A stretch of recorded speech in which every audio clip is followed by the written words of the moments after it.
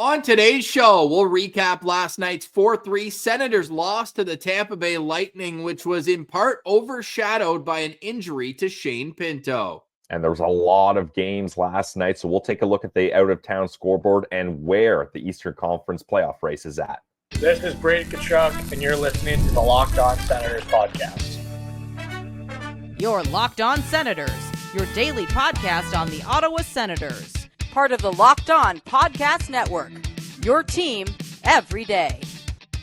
Welcome! You are locked on to the Ottawa Senators, the only daily podcast covering the Sens. On the outskirts of enemy territory, I'm Ross Levitan, alongside Brandon Piller down in the Sunshine State. Today's episode is brought to you by Game Time. Download the Game Time app, create an account, and use code LOCKEDONNHL for $20 off your first purchase. Terms apply.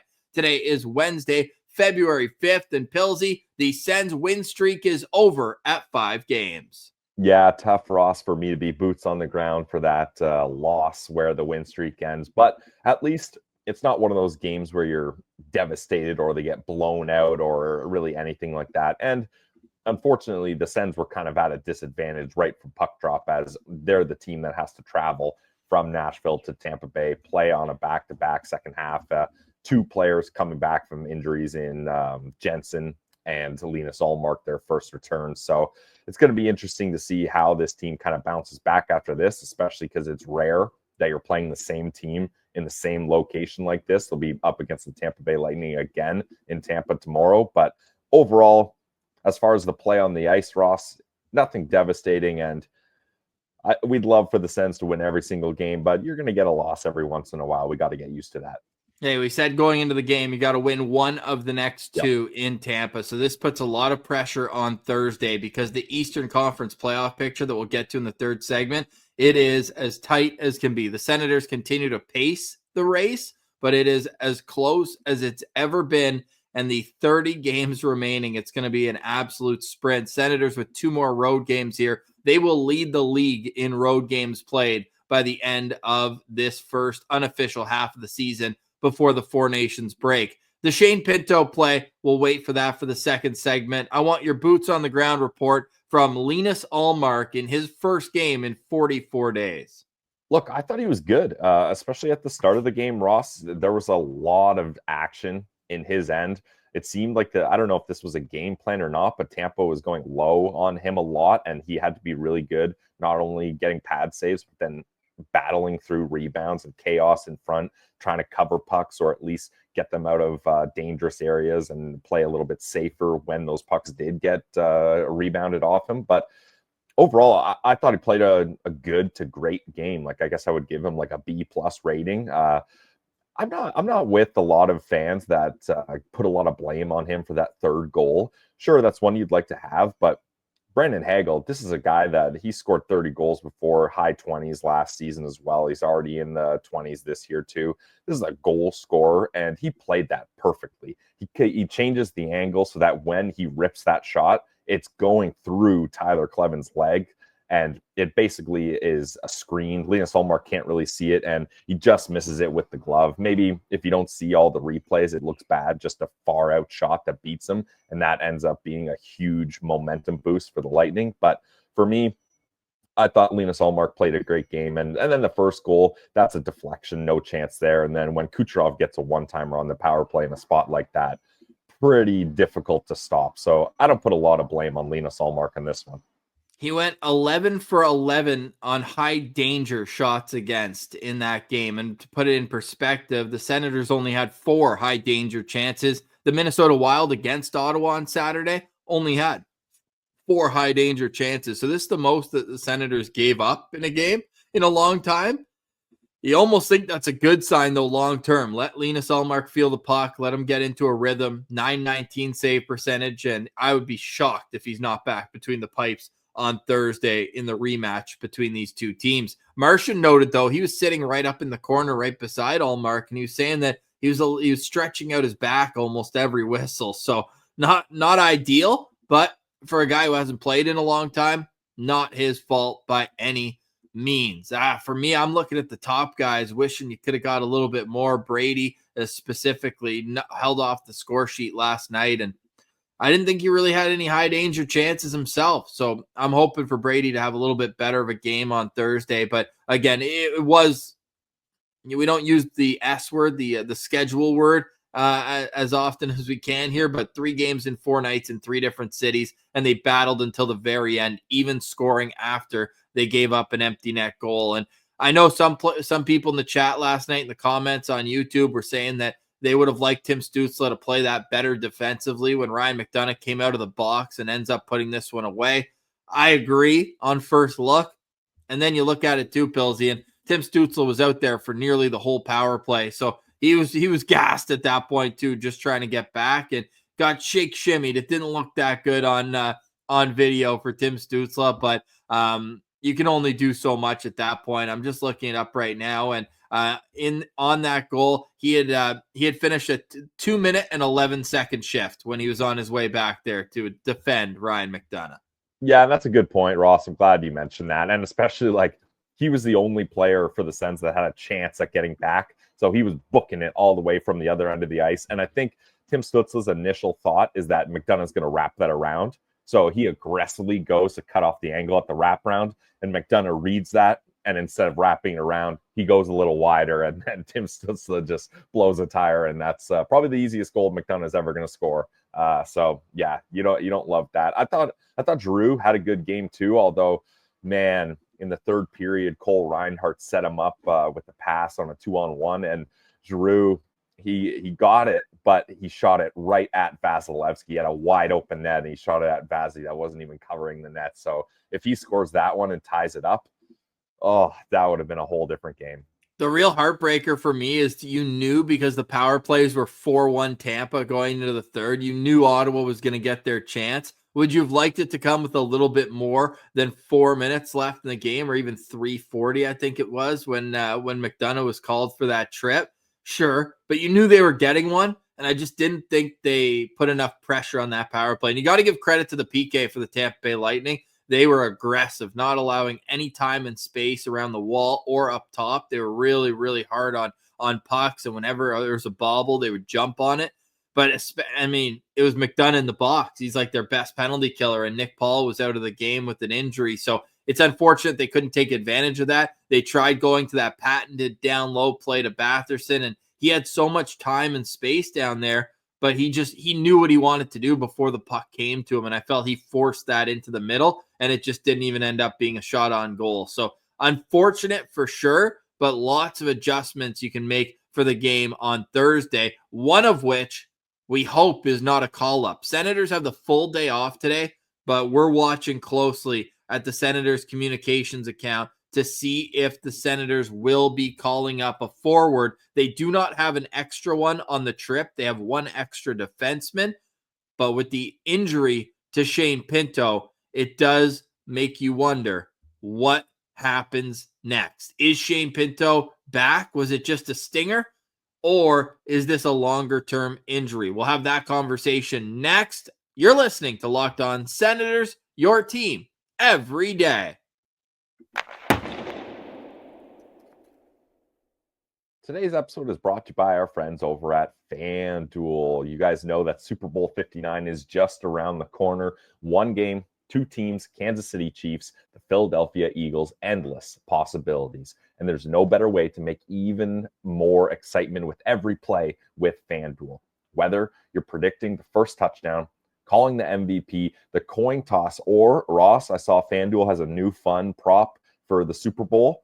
You can bet on, is the game going to have a scoregami? So for people that don't know, that means that's a unique score that has never occurred in NFL history before, and that's at plus 2,500 odds. So check that out at FanDuel, and the live betting feature lets you stay involved no matter what happens on the field. And the app, it's super easy to navigate, knowing that you can place a $5 bet and potentially win $200 in bonus bets for the Super Bowl.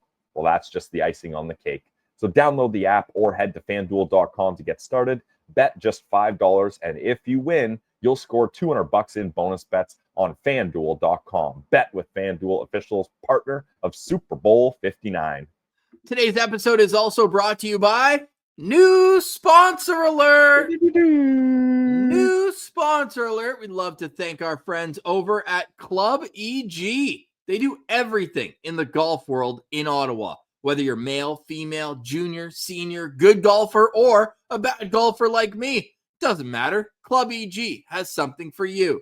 You can purchase a membership and play over 60 great courses that Club EG partners with. You can join a golf league, go on a golf trip, or play the Ottawa Sun Scrabble, a two-person scramble championship. It's completely up to you which path you take on Club EG. All you got to do is check out clubeg.golf for more information and to learn about so many great options and get you playing more golf this summer. With 60 great courses through Club EG, you got so many options. And as mentioned, their tournament, leagues, and trips are all top-notch. You do not have to be a member to take part in any of their events, leagues, or trips. But if you want to become a member to play their 60 golf courses day in and day out, there's always a great early bird special on at clubeg.com. So make the jump. Get your golf game better with Club EG. You can find them at clubeg.golf to learn more. That's Club EG. Welcome to Locked On Senators, Club EG.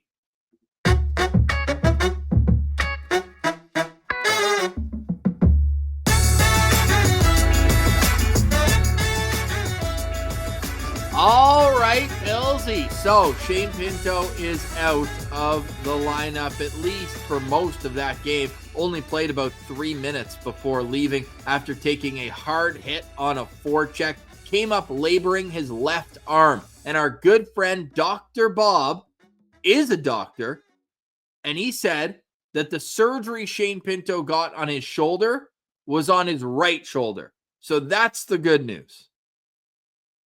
Yeah, I mean, that is good news, but we've seen players, Ross, where one shoulder injury can, not necessarily connected, but when you got both shoulders that are in trouble, that's not good news at all. And you could tell, Ross, I was sitting in that end of the rink when that happened, so I was fairly close. And as soon as Shane Pinto got hit, he was devastated. He knew, like, it was one of those looks on his faces where he's like, oh man, like, this is bad news. And like, he was slowly getting off the ice and didn't even pause when he got to the bench. He went right to the room. And I got a feeling, I'd love to be optimistic Pillsy here or positive Pillsy, but I got a feeling that this is bad news. Well, let's hope it's not, because Shane Pinto has been so good for the Ottawa Senators, had that 19-game pointless drought, but ever since then, he's been one of their most consistent point producers. He was on a 5-game point streak going into the game against Tampa. Obviously, that gets snapped. But ever since the 19-game point streak, he's got 19-point-less streak, I should say. He's got 19 points in 26 games, including 10 goals, a plus 13 rating, which is the best on the team. And he's averaging over 18 minutes a game. Not to mention, he's got 60 shots on goal. He is doing everything the Sens have asked him to do. So would be just such an unfortunate bounce if Shane Pinto's out of the lineup for any extended period of time. I know they've got the Four Nations break, so you're like, okay, if he's going to get injured, you'd rather now than, let's say, January 2nd, where the Senators and Tampa Bay Lightning have played more games than anybody else in the National Hockey League since January 2nd. But you need them for these next 2 games. There's no player that they could call up that would give you even close to the same amount of impact. And then when you double down that Josh Norris is out of the lineup, this is about as bad of a situation down the middle as Ottawa could find themselves in. And it's just so frustrating, Ross, because we had that stat of when Timmy, Norris, and Pinto all play together, things are going great. It finally hit an 82-game sample size, the Pinto points record. Like, it was so refreshing to be able to see that and be able to see the master plan of how the Sens constructed their roster, being like, we got a 1-2-3 center, and from there we can make things work. And they had been successful. And now usually we're used to seeing one of Norris or Pinto go down, and then the other one kind of has to really pick up the slack. But losing both these guys is just a huge blow to this team. And I mean, really, Greg's going to have to step up in a big way. He's going to have to elevate his game. We're likely going to see Adam Gaudette move back to center. That wouldn't surprise me. And then Zach Ostapchuk, who has been fine. but not anything amazing. He's going to have to elevate his role as well, unless we see an interesting move where the Ottawa Senators call up forward from Belleville, and they're going to take the center position. So this puts the Senators in a tough spot. And like you mentioned, it's good that the Four Nations break is here, give them time to recover. But last night's game up against Tampa, and now since you lost that one, this next game up against Tampa are so crucial for the outcome of how this playoff race goes. And not like the Atlantic Division race and the wild card race. It'll have implications on both of them.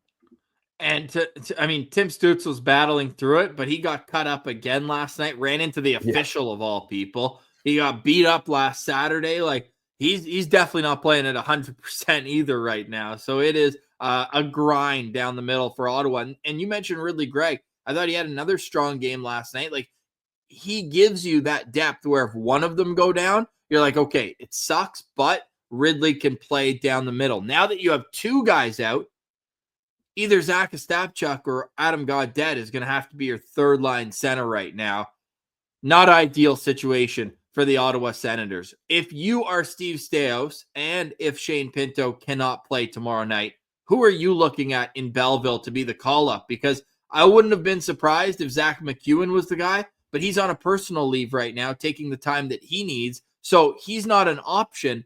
What does that leave for you as the best call-up option right now? Well, there's a couple of ways you can look at this, Ross. So let's go through it. I think most people and Sens fans that I talked to last night, everyone's first immediate thought is it's time for Crooker to get the call-up. And obviously, we're big fans of Angus Crookshank. We've been saying, hey, it's crazy that this guy has put in so much time in Belleville. He's been playing well. He would add an offensive punch to a bottom six in Ottawa. But for me, Ross, with all these injuries at center, I kind of want to bring up a centerman, especially since it's going to be hopefully short term, just for 2 days, Tampa and Florida. So as much as I'd want Crooker to come up, and if he comes up, that's awesome, and I would love that decision. I'm looking at maybe bringing up Stephen Halliday or even Garrett Pilon, Garrett Pilon has a couple games in the NHL, but it would be nice, Ross, just to get a natural centerman, just so that you have a little bit of extra flexibility and you're not stuck to Timmy, Ridley, Adam Gaudette, and Zach Ostapchuk. So I'm not sure where you land on that, but for me, I'm probably leaning Halliday or Pilon. Okay, Pilon's an interesting one, where he's the captain down there, and usually you give that to a guy that you expect to be there all year. But Belleville's not playing right now, and it would just be for 2 games, I would assume. Right. They're back Friday, so at most he'd miss 1 game down there, maybe 2 if they play Saturday as well. But I don't hate that idea. I think he would be that guy you could put on the fourth line, and he's killed penalties all the time in Belleville, so he'd be a guy who's more of a role player. Crooker obviously deserves a call-up. He would be my number one choice. If we're being clear about this, he would be my number one choice. But I also think if you're going based on merit right now down there, Halliday's on a complete tear. Stephen Halliday's on a 5-game point streak with a 3-assist game in his last matchup on February 1st before the break for the AHL All-Star game. He leads the team in scoring. He's got 31 points in 37 games. I just think it'd be a good time to get him a look. And guess what? Shane Pinto's a power play guy. I think if you call up Halliday, you put him on the second unit, allow him a little bit of dishing ability, and maybe he impresses. But again, it's a 2-game sample, so it's not about like, okay, who can be an NHLer for a long time. It's who can give you a little jolt. No pun intended against the Bolts, but they need someone for a little bit of an offensive startup jump. Now, is he going to guarantee play on the power play? No. Funny enough, or ironically, Michael Amadio gets put on the power play after Pinto goes out and scores a goal. So they might lean a different direction there, but it is between Halliday and Crookshank for me to get the call up. I'll give you one more dark horse name, Jan Yannick. He didn't look at a place when he came up last time, and he's a guy where you know what he is. He's not going to try to do anything fancy. He's a straight line player, can get under guys' skin. He might be a guy the Sens look to if they're looking for a centerman who they expect to just be a fourth line center and just allow Gaudette to stay on the wing, move a Ostapchuk up to the third line in Pinto's spot, and go from there. So I think that's kind of who we're looking at as the options to come up to Ottawa. Yeah, that's fair. I thought you might go way off the board and go with Wyatt Bongiovanni, Ross, because he's been clutch for Belleville. And again, small sample size. So if you just wanted to kind of ride a hot hand, that would be one. But I don't think he's really the top guy. And the thing that's nice about Halliday too, Ross, is you get the size. At 6'4", 212 pounds. Like, he's the kind of guy that I think people forget how big he is just because of how great he is at playmaking, and he's got a great shot too. You mostly think, okay, he's an offensive guy, but he's got size that I think jumping to the NHL for just a quick 2 games wouldn't be that crazy for him. And his hockey IQ is off the charts, and he's able to play with pretty much any type of player. So I think if you brought Halliday up, third line center, second power play unit, because otherwise Ridley Gregg is likely the centerman on the second power play unit, and I don't necessarily think that's the best option. So I would say Halliday is probably my top guy, Ross, with Crooker being second, and then maybe Garrett Peel on third. Yeah, 8 points for Stephen Halliday during this current 5-game point streak, and in his last 7 games, he's got 11 points. So the offense is clicking for Stephen Halliday, a rookie in the American Hockey League. This guy's got to be nearing the top spot in the American League in rookie scoring. He is tied for 3rd in the American League among rookie scorers, and he struggled at the start of the season to produce offense. So I think we've talked ourselves into Stephen Halliday, but if it's Angus Crookshank, I think it would be very well deserved. And you know that he's going to bring a 100% motor to every shift, and that he's going to be fearless and get into the mix player and all those things. So, but how many of those blue collar guys do you need in your bottom 6, right? Because to me, it's like he would be more of a Matthew Highmore replacement, like very similar type of straight lines, grind, get in your face type player. Whereas Jan Unique is that, but Jan Unique could take draws and be a centerman as well, which is something you might need. But gun to my head, I'm taking Stephen Halliday for this 2-game sample size. I'd like to see Crooker get called up when a winger goes out so that you could see him in a bottom 6 role or middle 6 even, and allow him to get another opportunity at the NHL level. Talking about opportunities at the NHL level, and by the way, let us know in the comments who you think should be the call-up for the Ottawa Senators if they need one. Again, knock on wood. It'd be great if they don't need one, if Shane Pinto is okay and can play tomorrow night. But I don't think so. I mean, I love the optimism, Ross, but I don't know. Okay, well, one guy who took advantage of his opportunity was Nicholas Matinpalo, but he was taken out of the lineup last night. Do we agree with that decision? You'll hear that next. Plus, the East playoff race is ridiculous. Let's talk about it on Locked On Senators, your team every day. Today's episode is brought to you by our friends over at Game Time. Attending NFL playoff games is an unforgettable experience that brings fans together. And there's only one NFL playoff game left. It's the Super Bowl. Game Time has a new feature called Game Time Picks that makes getting tickets for events even easier. It filters out the fluff to show you only incredible deals on great seats, so you don't have to waste time searching through thousands of tickets. I recently used Game Time to go to last night's game up against the Tampa Bay Lightning. And Ross, I was chatting with other Sens fans at the game, and a couple of them said, hey, Pilsy, thanks for that promo code from Game Time. We use Game Time to get tickets for this as well. And last minute, some people decided to go on this trip at the last minute to get some sunshine. And with Game Time, you don't have to stress because you can find last minute tickets, and you can see the view from your seat on the app. And no surprise fees at checkout if you use the all-in pricing feature. Turn that on, and you're going to know what it costs right up front. Take the guesswork out of buying tickets with Game Time. Download the Game Time app, create an account, and use code LOCKEDONNHL for $20 off your first purchase. Terms apply. Again, create an account and redeem code LOCKEDONNHL for $20 off. Download Game Time today. Last-minute tickets, lowest prices, guaranteed.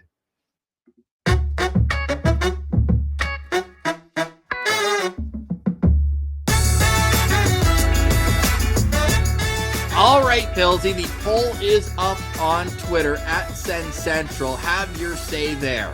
Who should get called up from Belleville for these 2 games before the break if Shane Pinto is unavailable? Stephen Halliday, Angus Crookshank, Wyatt Bongiovanni, or Garrett Pilon. I probably should have put Jan Unique instead of Wyatt Bongiovanni, but Bonjo's red hot right now. Yeah. And he is a goal scorer too. So we'll give Wyatt Bongiovanni a little bit of love there from the Belleville Senators. He's got 16 goals in 28 games this year, Pilsy. So he can put the puck in the back of the net. He is also, I don't believe he's ever played in an NHL game. So that would be just like Stephen Halliday. He'd be a guy where he would be making his National Hockey League debut. Can confirm that he has played in 135 AHL games. But since coming over from the Manitoba Moose, in 42 games for Belleville, he's got 24 goals. So he has been able to put the puck in the back of the net. We'll get the answer to the poll a little bit later. We're we are 15 votes in, and there's only 2 options that have been voted on, Halliday and Cruikshank. If I put up a poll saying, who do you want in the lineup, Nicholas Matinpalo or Travis Hamonic, I think it might be unanimous on Nicholas Matinpalo's behalf, unless Travis Green follows us on Twitter, because he makes the decision that Travis Hamonic stays in. Look, he wasn't the reason they lost this game, but he certainly didn't help them do anything to win. He had played some decent hockey, ironically, more elevated in the lineup than he had been in the past, but on the third pair with Tyler Clevin, all of a sudden they're -2 each, and didn't really love a couple of the icings that Hamonic had. He continues to just fire slap shots 100 meters wide of the net. I just don't see it with him. And we're getting to a point now where I feel like I'm banging my head against the table, because all-time Senators history among defensemen, all of a sudden Travis Hamonic is climbing the ladder in games played. He's already 29th all time. He'll tie Sergei Gonchar with his next game for 28th most games by a Senators defenseman. It just feels like Nikita Zaitsev all over again, where everybody can see it except the organization.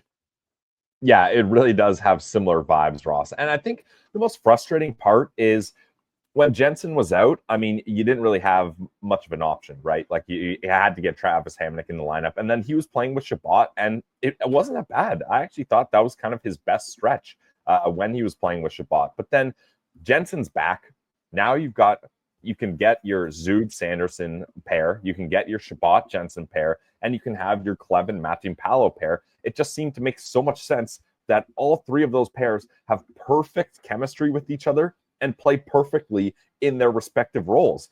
And then to take Matinpalo out, a guy that is a great, well, maybe great's pushing it, but a good 6th, 3rd pair defenseman that already has great chemistry with Tyler Clevin. They played a lot in the AHL, and then they've been playing really well together in the NHL.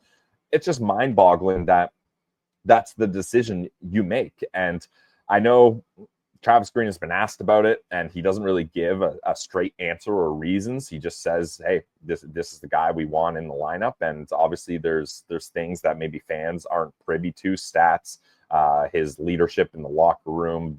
He's a veteran guy, so things like that don't really pop out at you, but in the team setting are important and do have factors in the game. But this is just a tough one because, yeah, Ross, boots on the ground, you could see that when Hamonic was on the ice, things weren't great. And I didn't love when Hagel gets that goal. And Hamonic always does this. He does the point, like he's pointing over to the other side, and like, that's your man that you're pointing to get someone else to cover.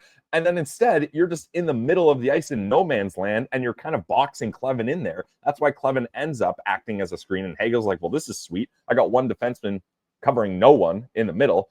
And now he's forcing his other D partner to stand right in front of the goalie. This is a nice setup for me. I'll just shoot it through the screen, and there you go. That's a goal. So I don't know. It's tough, but I think, Ross, we're young men yelling at cloud here because as angry as we want and as many points that we can bring up, Travis Green is not going to be like, well, the fans are really getting on me about this. I better switch this up. So it's unfortunate. And I think everybody watching the games has the same opinion. And I think that's why too, people on Twitter are just like, look, can we just get let's just hear a straight reason why this is happening. That's all we're asking for. Because for us, we don't get it. Like, point to the numbers, because analytically there is zero data that shows that he is an NHL defenseman. Frankly, there's data that shows he is the worst player in the National Hockey League that's played over 600 minutes of ice time this year. Out of 379 of them, he's been on the ice for the fewest percentage of goals for his team. Like there's so much data that the fans are privy to, and I get that the NHL teams have more. So if you have more, tell us what he does well, because I'd love to see it within a game. Yeah, I just don't get it. And then if you do that, Ross, you give a little boost to Hamonic, being like, look, we're supporting you out in the media. We're telling fans why we like you, and I don't see how that could hurt a coach-player relationship. You're giving them a boost there. And I think the difference too, Ross, is we reference the Zaitsev era. Oh, it gives Sens fans shivers, but that we kind of understood because there was no better options. Like it's not like that was a great option, but the Senators didn't have better options. So you just had to trot them out there, play the minutes. You're rebuilding, you're losing games anyways, whatever. But this is a whole different scenario where you have a good option in Matinpalo, and these games that they're playing are meaningful games and are so crucial that even a sixth defenseman on a third pair can affect the score of a game and have massive implications in the standings. I will be somewhat surprised if there's a change Thursday, but I have hope, Billsy. Is that crazy? I don't think it's crazy, but I just don't get your hopes too high, Ross, is what I would say. And I don't even do we think there's a possibility that they decide to go 11-7? I guess so. That would make that last conversation pretty obsolete. Yeah, but that's what I mean. Like it's possible. They're here. They have the extra defenseman. I don't know. Maybe that's what they go for. But has Travis Green done decision, that? I think. Has he done that once this year? I can't recall. Yeah, not that I'm aware of. Maybe chat, let us know. Tell us in the comments, but I don't think so.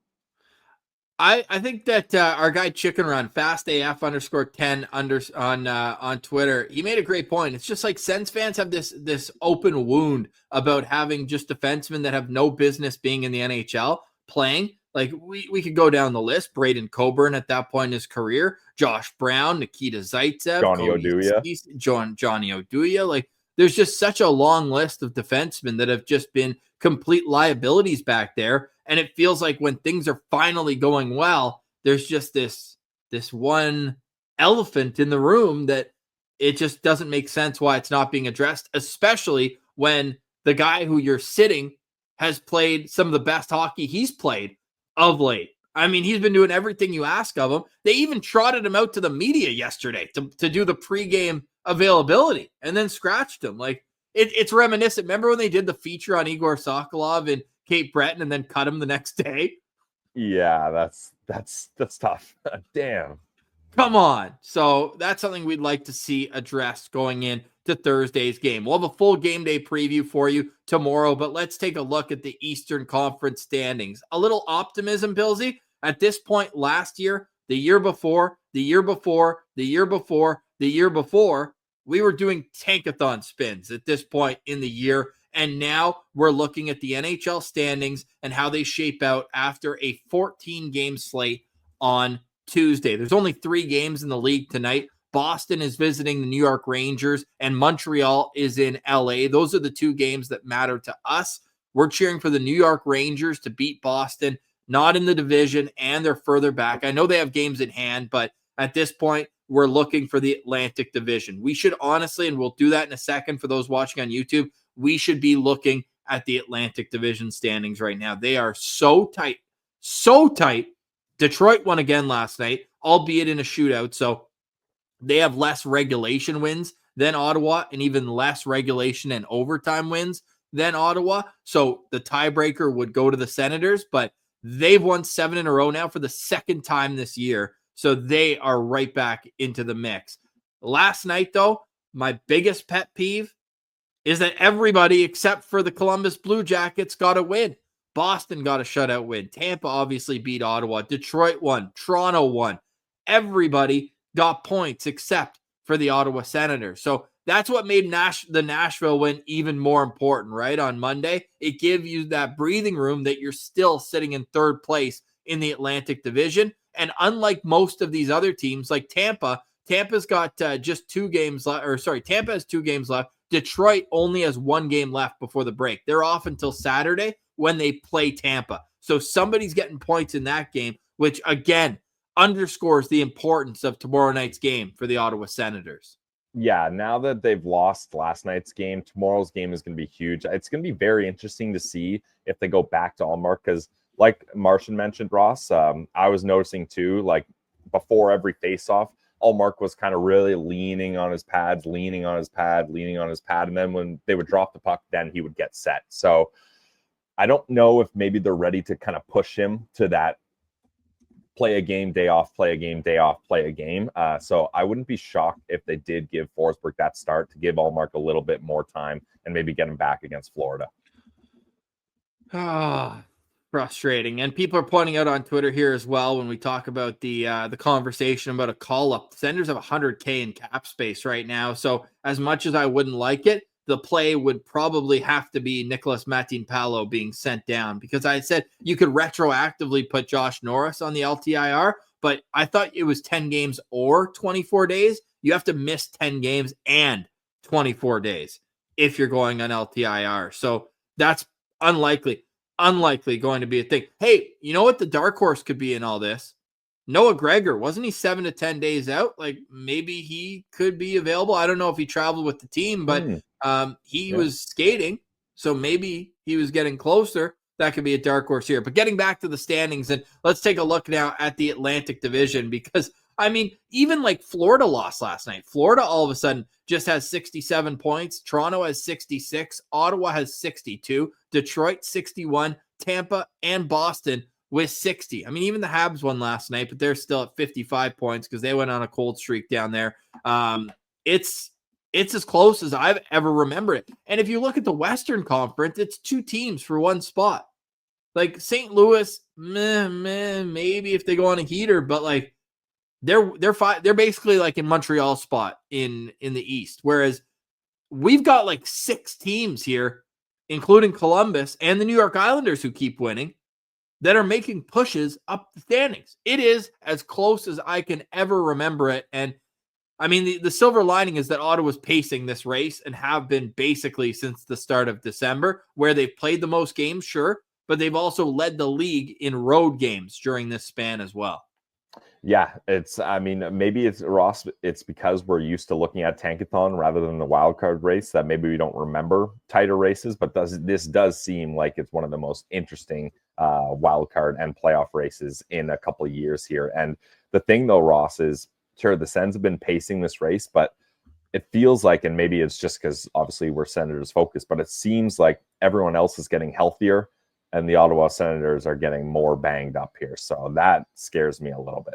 The good news, again, that there's just 2 games left, 2 big games, divisional games, but 2 games before the 2-week break, where hopefully Norris, Pinto, everybody can get healthy and get back into the mix. But like, I cannot stress enough how big these home games are going to be, because they're knocking off a big chunk of their road games right now. They've played a total of 18 games since January 2nd, but of that, 10 of their last 18 games have been on the road, and even further back if you go, because that's after the long road trip. If you go to December 17th, they've played 16 games on the road, and how many at home?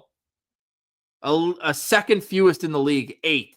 So 18 of their last 26 games have been on the road. And that, of course, all leads to 8 of their last 9 games of the season being on home ice against favorable opponents, even though there's no easy game in the National Hockey League. Let's see what Money Puck has to say, because MoneyPuck.com has a great feature where they have the strength of schedule for the rest of the season. And let's take a look at how the Ottawa Senators rank. Their power rankings, the Ottawa Senators are 12th for there. Okay. I'm just taking a peek here. I'm not sure if I can find it too quickly, but is there a team that you're most worried about for that 3rd spot in the Atlantic? I imagine probably Tampa. It's Tampa without a question, Ross. I mean, especially like look at the page we have up here on YouTube. Tampa's goal differential is better than the Florida Panthers. Like Tampa has a plus 35 goal differential. The Panthers, who lead the Atlantic Division, are sitting at a plus 22. And everybody on Tampa is healthy. Like that, like they've well, Nick Paul left last night's game, so we'll see where he's at, but they've got their whole roster here. And again, like if there's a team that knows how to get it done, it's this Tampa Bay Lightning team. Sure, they don't have some of their usual characters. No Steven Stamkos, some of the guys from those cup runs aren't there anymore, but John Cooper's still at the helm. Victor Hedman is still leading this team. Kucherov continues to get points. Vasilevsky looked great last night. Like, Tampa is the real team I'm looking at here. I think Boston's probably going to continue to kind of stay at the pace they're at, so they might fall out of things. And then Detroit, like you mentioned, they're a very streaky team. So sure, they're hot right now, but can they maintain things and be a little bit more consistent? That remains to be seen. So tomorrow's game is of the utmost importance for the Ottawa Senators. Why can't they just be playing like the Sharks or the Hawks or one of these bottom feeders? I don't know about the Hawks being an easy win there, Ross, but they do play the Sharks up in March, which is a game that we're going to have boots on the ground for in Ottawa. Yes, we will. Can't wait for that. More information coming, but we will be at the Glebe Central Pub before and after the game. We'll be taking the shuttle for that one. Also, shout out to our friends over at Club EG. I know we did the ad read, but I always want to give a little extra love to a new sponsor. It is crazy we're thinking about golf season in the middle of winter, but it's best to be prepared. And they got the early bird deals, Ross. Like, now's the time. Now's the time. It's never too early. I mean, it was Groundhog Day last weekend, right? Where everybody's looking for their shadow. 6 more weeks left of winter. So get the golf clubs dialed in, get the simulator going. And what I love about Club EG too, my favorite part when we were chatting with the guys over there, is that you get 60 courses access. So you're never just like monotonously playing the same course over and over. Oh, I know this one. Oh, different pin placement. No, how about 60 different courses? You can mix it up as often as you want. So shout out to Club EG for coming on board with us. We appreciate the heck out of you guys. Let's wrap up with a look at the poll. Who gets called up from Belleville if Shane Pinto is unavailable? And Stephen Halliday is the leader at 67%. Angus Cruikshank at 31%. And then just a couple here and there for Pilon and Wyatt Bongiovanni. So a couple of write-ins for Jan Unique as well. So we'll see what happens, but we will be monitoring very closely the Senators' social media page today, Senators Media, the communications department, to see, because they have not tweeted since mentioning Shane Pinto upper body won't return for tonight's game. Oh, man, that was so tough to see. Yeah. Any final thoughts on today's show, Pills? Well, let's end with the positive, Ross. Blake Montgomery continues to keep it rolling. He had a couple games without a point, though, so we weren't sure what was going on there, Ross. He was just letting Easton Cowan catch up to him, that's all. Yeah, nice guy. 2 games without a point, but last night up against the Kitchener Rangers of all teams, or the Kitchener Sens, depending on who you ask. The London Knights get a 5-3 win, and Blake Montgomery got a goal in that game. So he is now up to 20 goals, 19 assists in 32 games for 39 points. So it's nice to see him continue to hum along down in the OHL. So impressive, man. Cannot wait to. And only 4 penalty minutes. He's only taken 2 minor penalties throughout that whole thing. That's crazy. I didn't even realize that. Wow. Yeah. And we'll get to know him a little bit more. He's going to jump on the show next week. So we're looking forward to catching up with him. We're going to go take a peek around the prospect world as well. We have to do our updated top 10 prospect list for the Ottawa Senators. We'll also have our good buddy Gabriel Eliasson back on the show. This guy is an all-time character, and he's playing pretty decent down in the OHL, defending, and still loves to be in the box. He's got a 5-game penalty streak going, where he's got 12 PIMs in his last 5 games. But hey, he hits like a truck. He sent me a couple of his clips, man, and he is the human eraser out there. Bye-bye. So we'll be excited to catch up with him, and a lot more interviews while the Senators are off and hopefully resting and recovering for an important second half of the season. All we asked going into the year, Pilsy, was to be in the mix at the 4 Nations and then hit the gas pedal from there, with the Senators having, and this is Tankathon, not Money Puck, by the way, but the points percentage on average of their remaining 28 games this season, Pilsy, the Senators have the 28th hardest schedule in the National Hockey League. Second easiest, quote unquote, schedule in the Eastern Conference behind the Toronto Maple Leafs. So Detroit has the hardest schedule remaining in the NHL. according to Tankathon, which is their points percentage of their teams remaining. The Islanders have the third hardest strength of schedule remaining. Columbus is 8th. The Rangers are 9th. So, well, and I wonder too, Ross, if home and away games factor into those percentages. I don't think as so. Well. So that would benefit could even Ottawa lead too. to more of an advantage. Yeah. Yeah. So what's Ottawa at there for their road home split in terms of remaining games? So let's add the 2 road games to this. So the Ottawa Senators have played, math guy here, they'll have played 31 out of 56 games on the road. So get the calculator out here. 56 minus 31. Senators will have, what did I just find out there? Oh, they've played 25. So they've played 6 more road games than home games so far. Okay. So they have 6 extra home games than road down the stretch. That's a little not a math guy way to end today's show. For Brandon Piller, I'm Ross Levitan. Thank you so much for watching, listening, and engaging with the show. It means a lot to us. Please leave a 5-star review wherever you get your podcast and follow us on social media at Sens Central on Twitter. That's Brandon Piller. I'm Ross Levitan. This has been another edition of the Locked On Senators podcast, your team every day.